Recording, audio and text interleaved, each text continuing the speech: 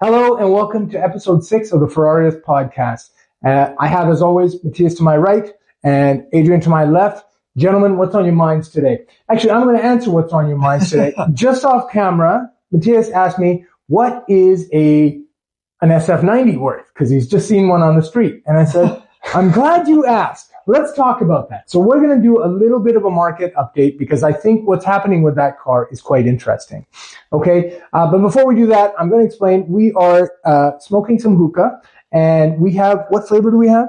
Grapefruit. Grapefruit mint. Okay. Yes. Grapefruit mint. It's going to be epic. And then we've got some gummies. We are set to pod. Okay. So back to the SF90. What is going on with the SF90 market? Okay, so for anybody who doesn't know, the SF90 is the sort of not limited production hypercar of the 2021, I think is when it came in. Not the FXX though. We're excluding that from the chat. No, but it is the hyper, but it's a production, it's a production run as opposed to the limited cars. The FXX would be limited, right? That's right. So the SF90 had the hybrid motor, the F8 V8 twin turbo plus the hybrid for about 1,000 horsepower. It was divisive. For a few different reasons. Number one being the design. They had gone away from Pininfarina. That was when a Ferrari pivoted away from Pininfarina and went to an in-house styling, exercise fully. And opinions are varied about what it looks like. I have my opinions. I'll ask you guys in a second. But the journalistic press didn't receive that car very well in terms of its driving dynamics as well, which is kind of interesting. It was thought to be numb. There was too much in the way of haptics and so on and so forth. Who knows what life is going to look at that car, like how people are going to look at that car down the road. Are they going to think it's better than how it was initially received? As we've often talked about in the past, a car that's poorly received in period often becomes a classic later. Who knows?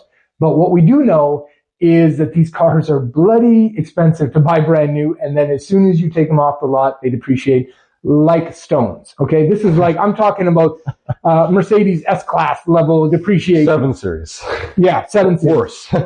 So to give you an example, and I won't name his name, this was an acquaintance of mine from a couple of years ago.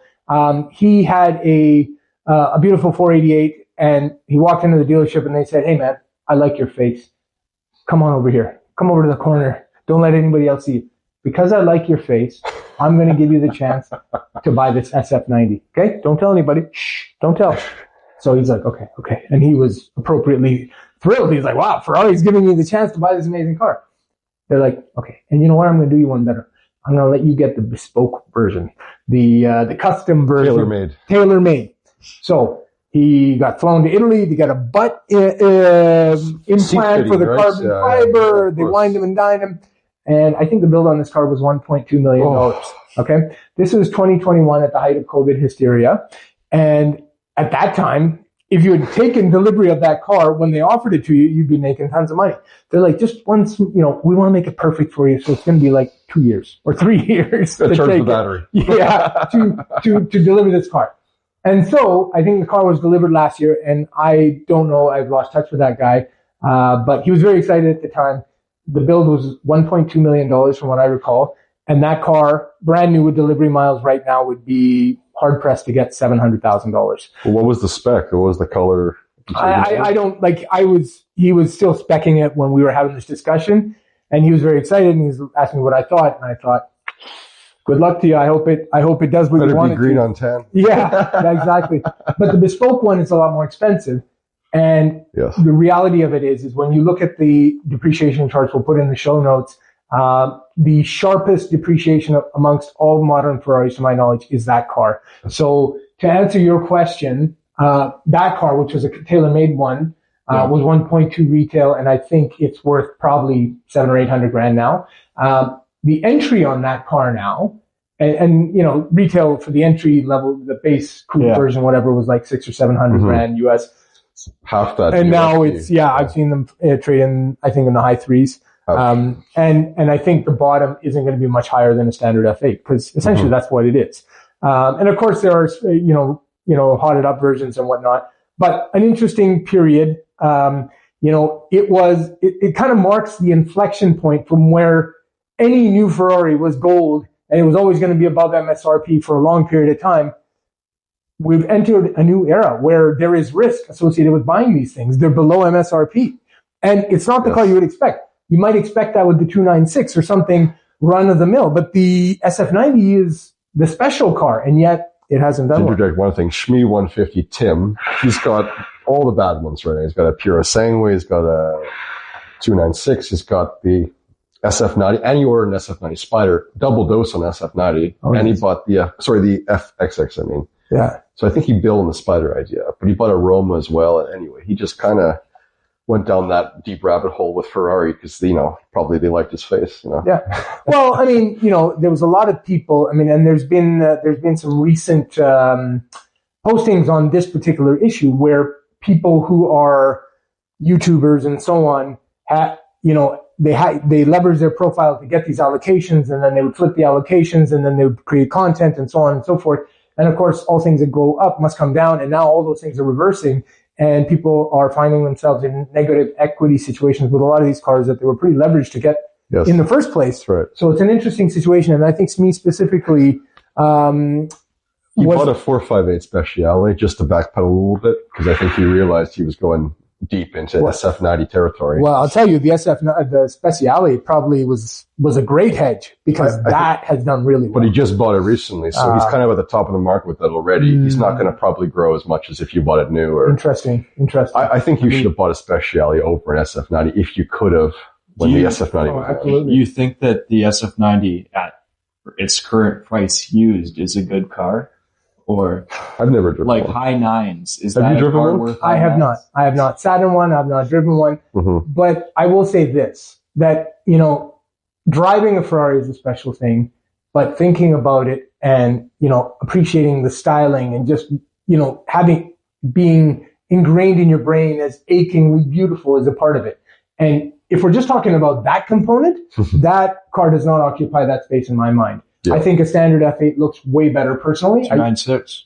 The 296 I think is a pretty car from some angles, maybe a little. It's a pretty car from all angles. I will give it. I think their design language has evolved positively. Yeah. But I agree with you. The F8 I've always thought is an underappreciated car right now. A lot of people don't talk really, really great things about an F8. It's sort of, I think for the price point, I would take that over an SF90. 100%. You get two F8s for an SF90. Well, 488 looks better than the F8. Well, in my opinion, 488 was the beginning of the end, in my opinion, because 458 Speciale, then they went 488, went soft, but you got the speed, you got the torque. It's sort of like they gave you the B58 from Ferrari. Yeah. But yeah, exactly. The engine was good. I guess opinions vary on what looks better and what looks worse. I personally think an F8 looks better than a 488, but that's subjective, right? They're essentially the same car, right? Yes. They've just got a mild refresh to get you the F8. I think they sorted out some of the lines on the F8 personally, but that's neither here nor there. The real question is the hybrid, the move to the hybrid versus the not, because there's an interesting market dynamic between 296s and F8s for that matter. Because conventionally, the newest model is going to depreciate, and the at a certain level, and the older models are going to start to level off. The F8s are holding much better than the 296s. The 296s are dipping or parity with the F8s in some situations. But I think the pivot point for why you go 296, it's a smaller car. At least it looks smaller to my eyes than it is smaller. Trust me. F8, as you know, and I think that's a cool factor for a new car. However, the hybrid and the V6, I've never driven one. I know they're fast. A friend of yours drove one a little too fast, but I think the sound is fantastic. Which car are you talking about? The 296, the V6. Yes, yeah. With the right exhaust. I think stock they're pretty corked, but with a Novitec or whatever it is, I've heard one ripping around downtown with the. I'm sure they sound good. Piccolo V12. Nice.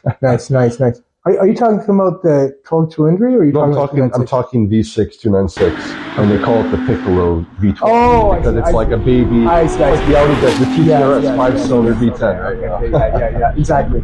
Yeah, and that's sounds good. That's a problem for me. Like a friend of mine has one, and I got into it, and I'm like, I can't be a passenger in this thing. It's so damn tight. It's tight. It's very tight. And I think it's because the hybrid is sandwiched in between the body and the engine, right? Yeah, that's right. And so that takes out like 3 or 4 inches, and that's Those are 3 or 4 inches that I would personally need. But it's arguably too fast even. I think an F8 at half kilter is more fun than a 296. You have to push it really hard from what I see. Yeah. Well, it's interesting that you say that it's too fast, because my friend says this car is too capable. I think so. Which we're entering an era of cars being too capable for the owners. Like you know, it's where you need, you know, it's like where this happened with jets from the, you know, the analog era to the digital era. The trim computers have to fly the aircraft for you because it's so complicated. Otherwise, there's so many different design control surfaces that are constantly varying for optimal performance. Yeah. As a human, you can't control that. And as soon as you hand the keys over to the computer, you lose a little bit of that involvement, which is what we all crave, right? And you know, the Mattino switches do fall off on these cars. So it's not a good time when it falls off and you can't change your traction control. That's right. That's right. Okay, from the stars to the gutter, let's talk about our garage updates. Well, quick question. What do you think, Matthias? F8, SF90, or, 488? Which would you pick of the 3? Something about the 488. Yeah. I mean, after the 458, that was a really good transition. And I think that kind of modernness from the 458 translated, and that's going to be like a future classic in terms of that regard. So you're calling 488? I don't think F8 is as much of a future classic as the 488. Interesting. Okay. I think the 488 is going to age nicer. Okay, so are you saying from purely a design? Purely aesthetic. Okay. Purely aesthetic. I haven't driven either, but I plan to. But in terms of which one would be the poster car in your mind, you're saying it's a 488 over the F8. And it comes in the Pista, so 488.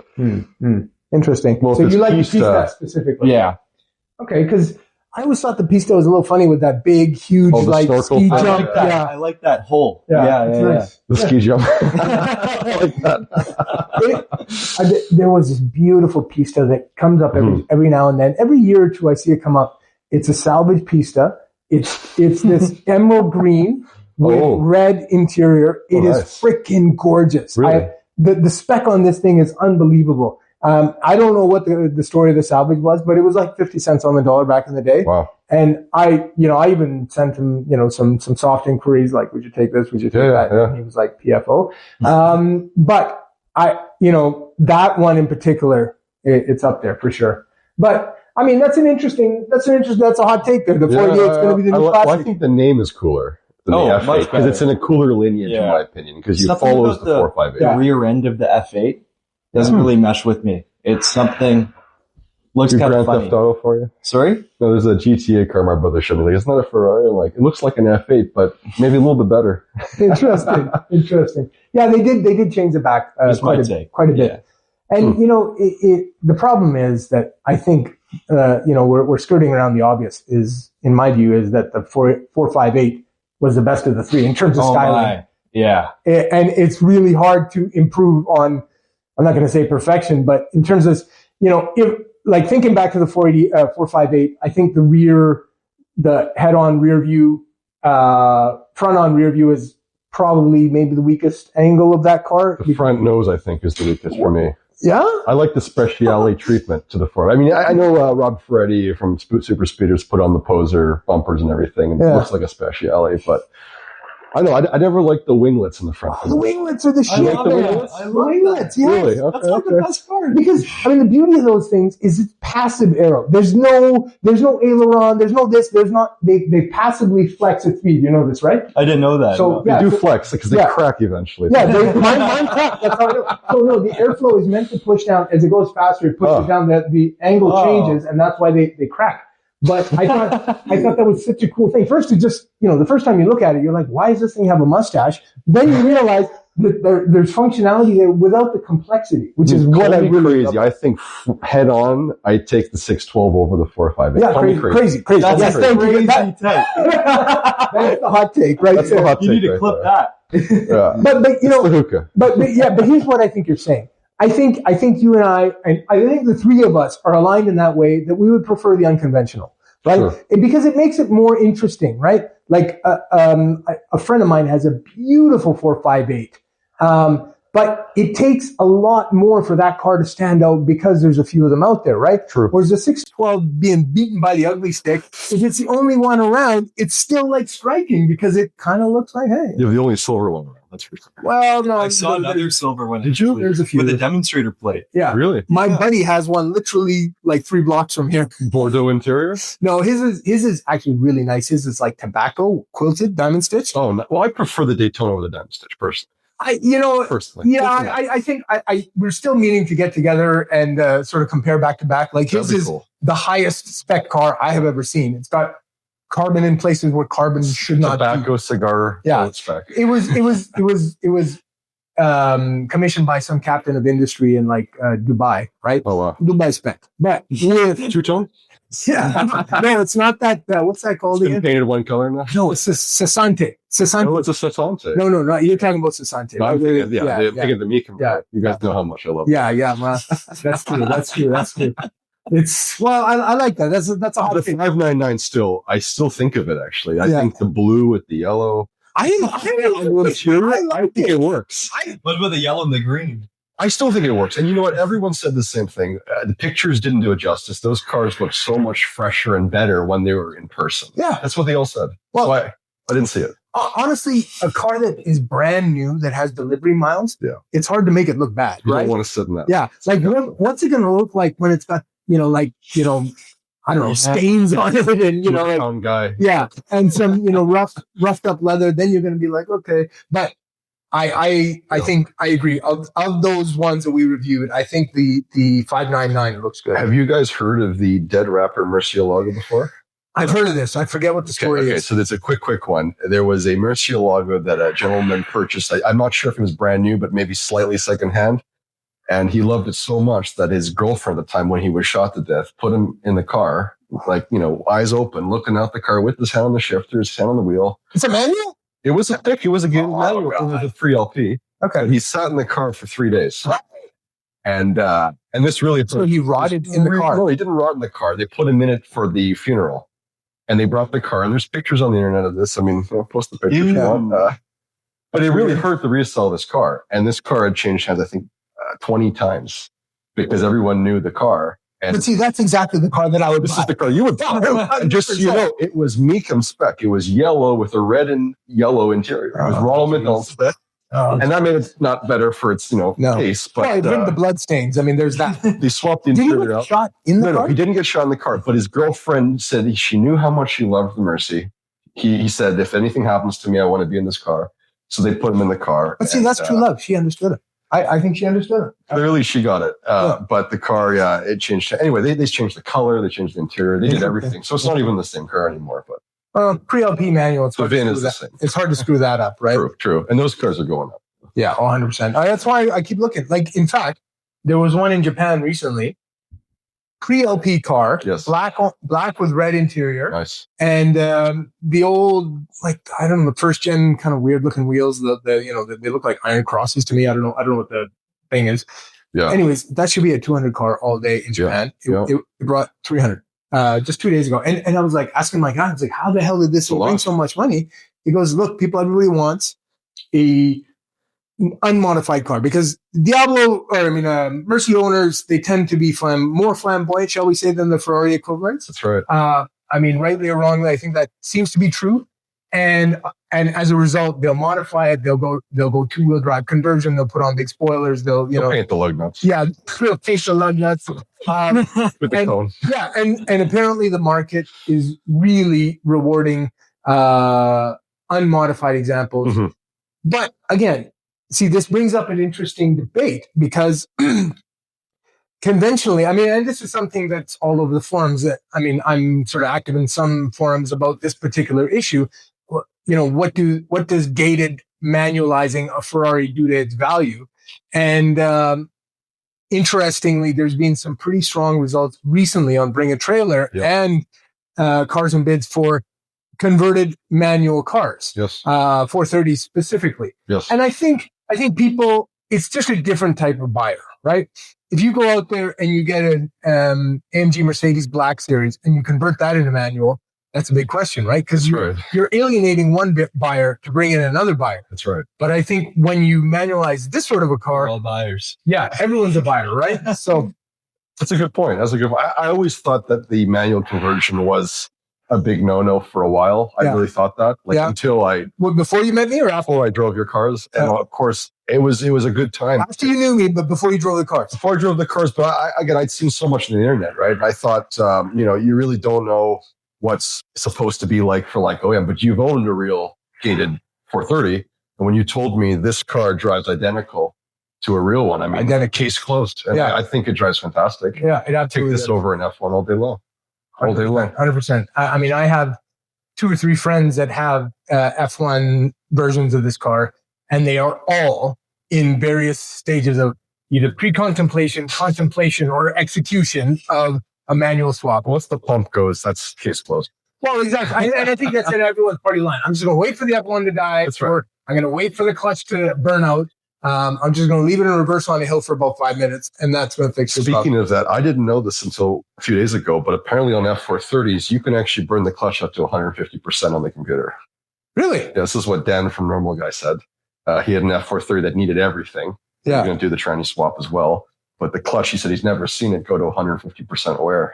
Okay, well, that makes no sense, right? It makes no sense. So to me, that sounds like that sounds like a poorly calibrated clutch position sensor. Right? It could be. But there's other guys that swap the clutch, and then a year later their pump dies, and they should have just done the whole thing to begin with. But well, I mean, I think there's still a fair amount of misinformation about this particular issue as well, because I was talking on a forum the other day about a guy who was like, yeah, I'm thinking about it, but I'm worried about all the chassis cutting and all this and that. They don't chassis cut this. I'm like, there's no chassis cutting on any of them.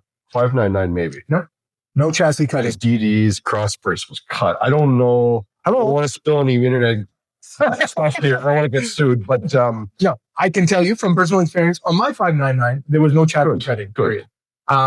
Because the thing is, you got to remember all these cars. I mean, in the case of the 430s, they all came manual spec. Okay. And then they had all the appropriate holes and everything. Sure. Some very late ones where they'd stopped the F1 or the manual production. There's some debate about whether some of those drain holes and things and access ports were closed off, but the factory cutouts are there for manualizing this car from day one. Sure. Now, the 599, again, had a manual that just the uptake was very. I don't think the chassis guy. I think it's just the cross brace for the. How many? You don't need to do that. Were there manual? There were 36, 30, 20, yeah, 20, 30. But here's the thing: the factory was actively dissuading people from buying these things. So there were people who inspect these things in manual, and the factory was like, "Oh, you look at this F1; it shifts in like 1 second." And that was an amazing thing at that time. So I don't know. It's I wonder if there's any high spec factory gated manual 5.9. I mean, I know there isn't. I haven't seen one in pictures, but I think Professor Raoul, who's in Monaco, he has that famous video you've shown us in the previous video of him drifting that 599. It's thick. Yeah, he knows how to drive. That guy's a boss. Rally driver. I'm burned for the hair. I kind of like him too, but not the driving skill, just the hair. But yeah, his car or that car he had, I think it had Daytona seats, if I'm not mistaken. Yeah, but they pretty much all had Daytona seats. Well, a lot of them didn't even have Daytona seats. A lot of them had the base. I've not seen one with base seats. Okay, have you? I've seen one with base seats. Like not the seat. But here's the tricky part, because most of them were carbon, in fact, and some of them were Daytonas. Yeah. But you can get tricked because of the pattern on the seat. They had 4 different patterns. That's right. There was the cannelloni pattern. There was I think it was called the cannelloni, where it just looks like horizontal bars. And then there's my one with the squares. Sure. And then there's the Daytona more conventional one. Yes. But they're all the same seat. They just have a different stitch. And that's right. They're all the carbon seats. Yeah. That's right. Yeah. That's right. I think in theory you could get without carbon seats. I have not seen That's crazy. Yeah. That'd be a cool spec. That's me. Yeah. I want the massage seat. Yeah, exactly. Exactly. No, I think that video is epic. Like that guy, the way he's drifting around, I'm like, I'm like, okay, I'm going to stop driving. Have you seen him drive his F40 in a circle? Like he's got like 5,000 people there. He just does this loop around. With an F40 on top of the F40. Yeah, I think he does that a lot. He has like a mini F40. children's F40, electric one on the roof, and he does donuts Like it's bolted to the roof? Well, no, it's not bolted. It's like a ski mount that he has. He's on it too. He dropped it to the ski lodge. His F40. That's awesome. I mean, that's how you do it.